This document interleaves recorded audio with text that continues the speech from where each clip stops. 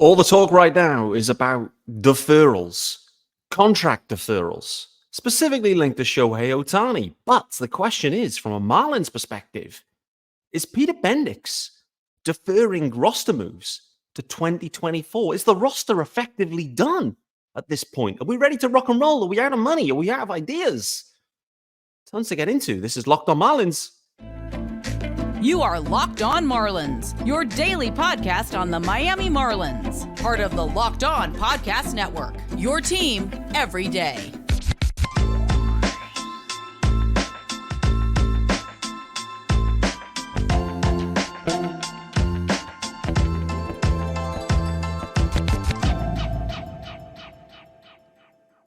Greetings from England and welcome to Locked on Marlins. It's your daily Marlins podcast. I am your host, Peter Pratt. Hit me up, of course, on X, formerly known as Twitter, at Miami Marlins _UK.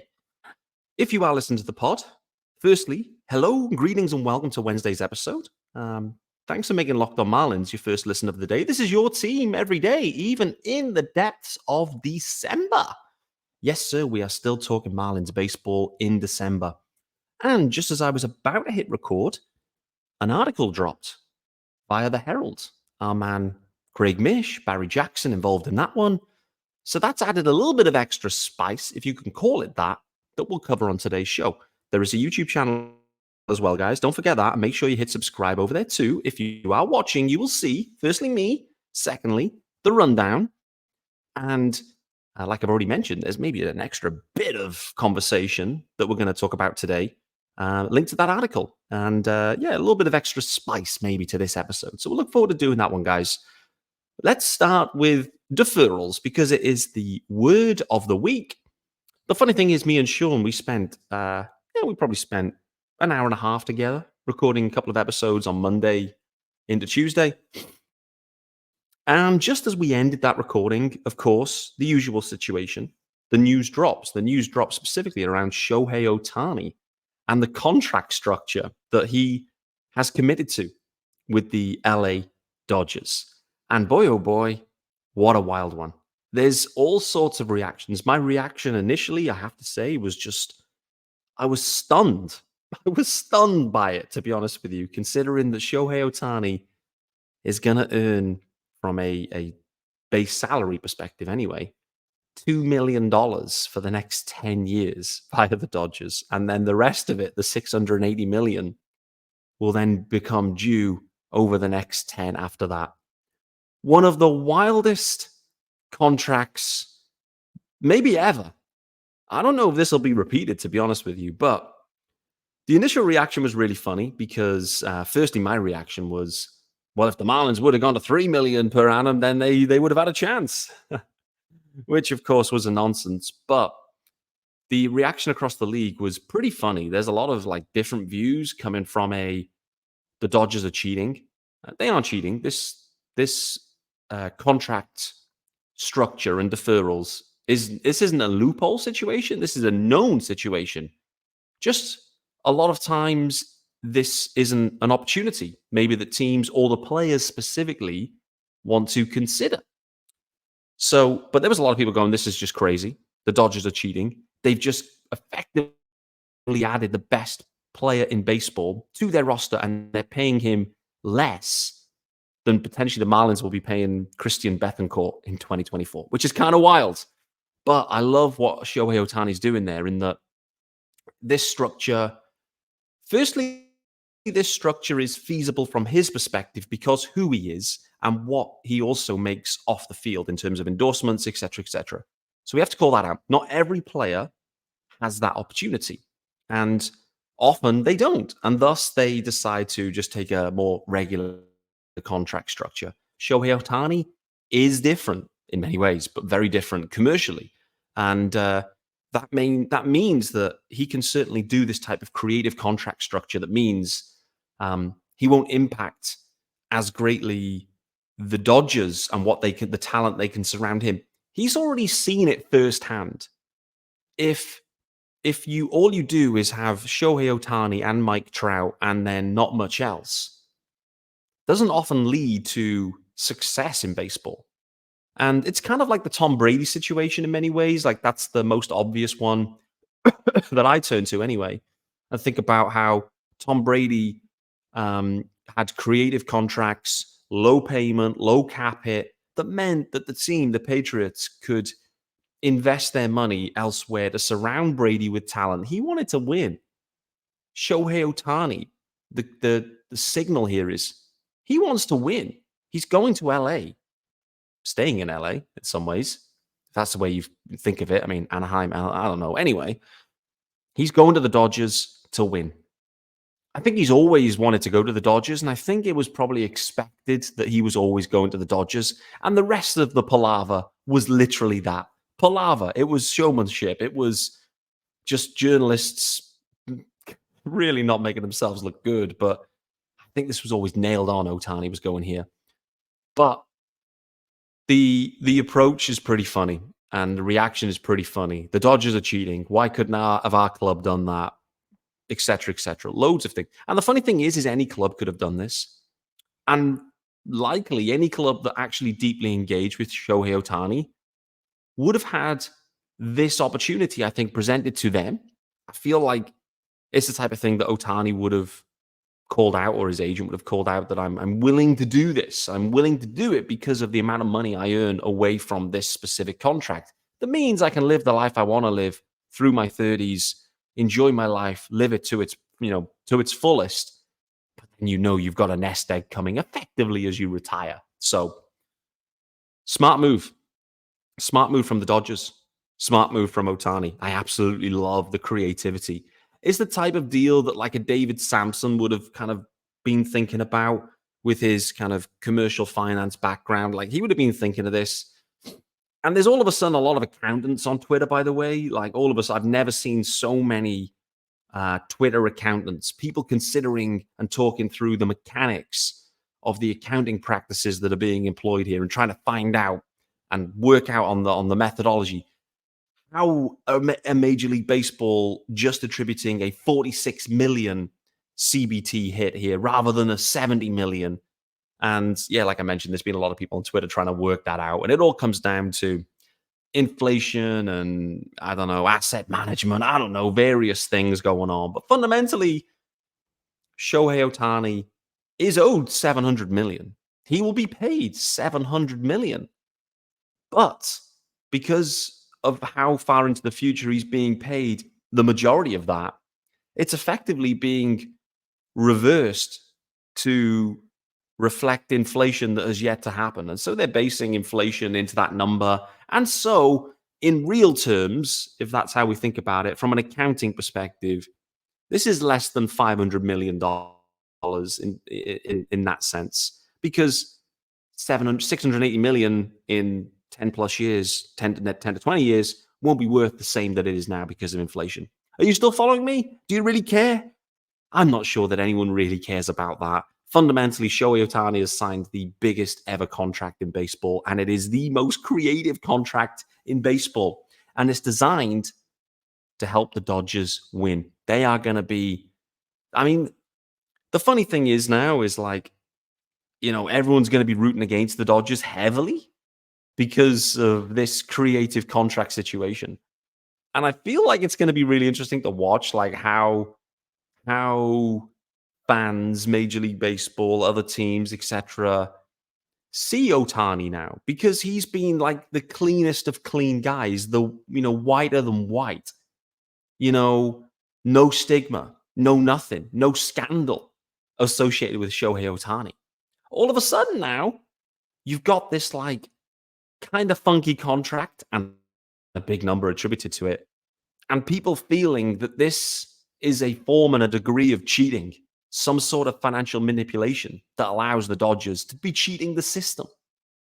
So all of a sudden, Ohtani and what he's done will forever be connected to the word deferrals. Forever be connected to that. So, and is it going to ruin his legacy? I don't know, to be honest with you. But from my perspective, because I love the drama, that, guys. You listen to this pod, and as someone that podcasts pretty much daily about the Marlins, I need the drama. I need it. I live and breathe off the drama, guys. And unfortunately, after the first ad, we're going to talk about Peter Bendix. I'm going to talk about, is Peter Bendix just deferring on this roster? That is not the drama I'm looking for. Peter Bendix is not delivering the drama that I am looking for just yet. But I'm starting to wonder, like, how complete is this roster already, considering like the couple of minor moves they've made? So we're going to talk about that. And we're also going to talk about Randy Arozarena, because there's an obvious connection. We're starting to get a sense that, the Rays are looking to move some guys. Arozarena's name kind of popped up, I think kind of falsely. I'm not convinced that was reported accurately. He posted a picture of himself and Ohtani. Timing's interesting. So we'll talk about that. Plus, an old friend of mine, a favorite of mine, Rowdy Tellez. We're going to talk about him, who signed with the Pirates. I think he could have been a real nice addition for the Marlins. But before we do that, this episode is brought to you by our good friends, of course, over at FanDuel, and you can score early this NFL season with FanDuel, America's number one sportsbook. Right now, new customers get $150 in bonus bets with any winning $5 moneyline bet. I hope you didn't have your $5 on the Dolphins. Me and Sean hyping them boys up against the Titans. The Titans curse kicks in again. The Dolphins can't get it done. Boy, oh boy, what's the Dolphins doing? Anyway, that's $150 if your team wins. For any Titans fans listening in that had $5 down, there's $150 for you, baby. If you've been thinking about joining FanDuel, there's no better time to get in on the action. The app is super easy to use and has a wide range of betting options, including spreads, player props, over-unders, and more. So visit FanDuel.com/lockedon and kick off the NFL season. FanDuel, official partner of the NFL. All right, guys, you're back here with me, Peter Pratt, on Wednesday, the 13th of December. This is Locked On Marlins, and thanks for making Locked On Marlins your first listen. This is your team every day, of course, guys, even in December. And the word of the day is deferrals, or deferred money. That's two words. Nevertheless, I want to talk about the Marlins roster. I want to talk about Peter Bendix. I want to talk about whether this roster and his activities, whether he's deferring his activities for the future. And let me just call something out here. This wasn't in the rundown, but I read the article before we hit it. And so I think it's interesting to call it out. Barry Jackson, Craig Mish, the usual collabo for the Herald. If you aren't subscribing, subscribe to the Herald. They always have you covered. But what I would say, having just read the article pre-recording here, is it is the most underwhelming article in terms of Marlins activity that I think I've ever seen. Ever. They're talking about backup catchers. They're talking about middle infielders that can't hit. They're talking about rotation options and the short leash maybe that one or two of the guys are on. It is the most underwhelming and lukewarm or tepid stove. It is the tepid stove. There is no juice. There is no fire. Is that because Barry Jackson, Craig Mish, they've not yet had time to maybe, create that relationship with Peter Bendix? Are they reporting blind at this point? Are they lacking information? Gut feel on that is no. No. Gut feel is, with this roster and with the Marlins, that I think they're in. I do think there's a serious possibility they're in deferral mode too. A couple of little moves here and there. We've already seen a few, a couple of X-rays added to the organization. Cheap guys can do a job, fit a specific need, a specific purpose. We spoke about it with Bethencourt the other day. He's there as a specialist catcher that can throw out runners. And that's about it. They can maybe chip in with 10 home runs. Like, that's kind of it. But that was a massive deficiency for the Marlins. So I'm all for that. They went and get Brujan, former huge prospect, huge name, no minor league options, and frankly, no major league production. He's having a decent winter league stint, though, actually, to be fair, walking a ton. So there's something there in Brujan. There should be something there, and probably changing organization will be useful. But when we look at like the roster and the way it's shaping up right now, and Eli Sussman shared, I think, this earlier on today, just sharing like this is what the roster looks like now. And frankly, when I looked at that, my sense was that, like, this is going to look pretty close to opening day, to be honest with you. When we consider what else are they going to add, what else are they going to trade away, I'm not sure. It feels to me like, and the article with the Herald called it out, that after arbitration, the Marlins are going to be circa 95 to 100 million in terms of payroll. That's kind of the range that they're going to be in. Bruce Sherman will then come out and say, as he did last year, if we are in it, we will spend. And he did. And they did spend. They added payroll, and they added payroll in the right ways. So, to me, I'm getting the sense that this is a similar situation where maybe the Marlins are going to defer some of their decisions and see how this season starts. See if they're in it. If they are in it, then we will spend. And there may be some guys they can add along the way. That's just the read I'm getting here, is like they have no money to spend. They're kind of struggling in terms of prospects to move. There's a need to rebuild the farm. But the question is, at this point, do you really want to take away from the major league roster to rebuild the farm? I'm not sure. I feel like from a farm building perspective, it's more about, can you just draft more effectively? That's at the heart of the farm. Draft better, sign better international free agents. Just be more effective in that space. That's how you build your farm properly. It's not about always trading away your studs. Granted, some of the guys are getting more expensive, and thus some decisions have to be made. I've spoke about a few of the guys this offseason. Spoke about Sandy.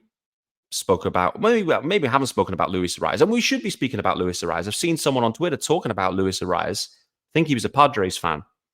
And the funny thing is with Luis Arias, let me just call this out. Again, this is unscripted, so we're just going to briefly touch on this. I feel like I'm going to do an episode on Luis Arias. He's won the batting title 2 years in a row in either league. He's unbelievable as a straight-up pure hitter. The problem for the Marlins and Luis Arias is, A, he's expensive, and he only has 2 years of control now remaining. And the other thing is, he pretty much only plays second base. I know anyone can play first base, kind of. And Luis Arias, went to first base a little bit. He's not amazing at first base. I remember seeing a couple of misplayed balls by him at first. He's not a first baseman. He's adequate at second base, clearly. But the problem the Marlins have with Luis Arias in that defensive situation is their roster contains about 97 second basemen. The question then around Luis Arias is, could you move him? Who would be interested in him, I think, is another interesting part. What's Luis Arias' trade market? Who would be actually really interested in Luis Arias and give up a ton? I don't know the answer to that, by the way. Let me know what you think on that, because whilst batting champs are valuable, and I'm not denying Luis Arias' value to the Marlins, I do wonder if they look to move him, what his market would actually look like. Who would be seeking that type of guy? I don't know how broad that market would be, but I do wonder, could you plug a gap elsewhere? Could you go and get an absolute stud shortstop instead? Could you flex Arias to get a shortstop, a position of drastic need, and try to get a guy that is like a stud shortstop that maybe has an element of risk baked into him, but a few more years of control? Maybe. Could you do that? Frankly, the Marlins need to do that somehow. They need to solve this shortstop riddle, potentially, in some ways. I'm not sure the catching riddle is going to be solved. I do wonder what the future holds for the corner outfield spots too. Both Brian De La Cruz and Jesus Sanchez, both of them have had ups. They've had up downs. I'm wondering if the Marlins do look to upgrade there. Again, Avisel Garcia is another, again, we won't segue into that too much. And speaking about corner outfielders, let's just briefly touch on Randy Arozarena. I'm really interested about this. I'm interested about the player generally. Fundamentally, Arozarena is an above-average corner outfielder. He doesn't have the level of power output that maybe you would hope for. It's not like Kyle Schwarber or someone in that kind of range. But effectively, Arozarena is a 20 home run, pretty much a bang-on 20 home run a year guy, a 270 to 280 hitter, an OPS plus guy of 120 consistently. And actually, when you look at his career, he's got a career 126 OPS plus. He's got a career 11.5 WAR pretty much. Last season, 3.5 WAR. Like, Arozarena, he basically does it all. And he's got 3 years of control remaining. 3 years of control that are going to keep getting more and more expensive, projected around about $7 million this year. So by the final arbitration year, it's going to be a sizable number. I absolutely love the fit of Randy Arozarena with the Marlins. I'm not sure what the Marlins have, frankly, that could go and acquire Arozarena from the Rays at this point. But considering every single move that Peter Bendix has made thus far has links to the Rays, if Arozarena is available, and trust me, the Marlins have a need in the corner outfield, no doubt about it. No doubt. De La Cruz is replaceable. Jesus Sanchez is replaceable. Avisel Garcia is replaceable. And there ain't a ton else coming through in terms of AAA, etc. Dane Myers may be given an opportunity. Arozarena is an absolute no-brainer. When I spoke about opportunities for shortstop, and I'm thinking about, do you go and get a Bo Bichette or do you go and get an Anthony Volpe? This is where you do a deal where this becomes, with Arozarena, it is a zero-risk trade if indeed they have to move something. And let's just say the Marlins go away and they move Edward Cabrera for Randy Arozarena. It's probably unlikely because we get the sense that Edward Cabrera's value doesn't seem to be that high generally. But let's just assume that were to be the case. For me, in that situation, the Rays would be taking on the risk rather than the Marlins because Arozarena is a zero-risk guy. You know what you're getting with Arozarena, both on the field and off the field. And frankly, it's a great fit. Great fit. Will he be moved? I'm not sure the Rays need to move him this year, frankly. As you get into next year, maybe. But Arozarena, perfect fit. People are making connections with Arozarena and Ohtani. That picture he's posted on Instagram, what does it mean? Does it mean anything? Probably not. It's just showing that, they had a nice picture together in the WBC. Great. Does it mean that Arozarena wants to play for the Dodgers? I don't think so. Frankly. And frankly, the Rays have been far more successful than the Dodgers in the past couple of years anyway. So we'll wait to see on that one. Looks like the Rays are moving. Tyler Glasnow looks like he's moving. Manny Margot, I think, is another name I think I've seen linked to being moved as well. So the Rays, as always, they're shuffling around. They're doing things. I'm not convinced that I see a pathway to Arozarena being traded. But if they do, the Marlins absolutely should be in it. It is a zero-risk move. And he fits perfectly for what the Marlins are looking for. And they're looking for high upside, high floor, impact major league outfielders for certain. One final one, Rowdy Tellez signed with the Pittsburgh Pirates yesterday. Yesterday evening, last night, depending on your time zone. Rowdy Tellez was a guy that I had my eyes on, to be honest with you, because I could see the fit there. He had a bit of a down year last year, it's fine. But Rowdy Tellez historically, like when you look at him and you think, okay, firstly, when I look at Tellez, he has the most prototypical first base body. And I've got no problem with that. I like my beefcakes. I like beefcake first baseman. And Tellez absolutely fits that profile. Lefty stick, proven power. He's not amazing at first base, doesn't matter. But I was looking at and thinking, with Rowdy Tellez, could you effectively go and get him $3 million circa? And that could, if he returns back to what he was historically, I know it was a down year last year, but there's almost a Jorge Soler replacement with Rowdy Tellez at a fraction of the cost. Okay, I know it feels like a bit of a leap, but I could certainly see that. I could absolutely see it. And so I know a lot of people are probably not thinking about Rowdy Tellez and what value he would have had for the Marlins. And I've not heard anyone speak about Rowdy Tellez at all. And, that's fine.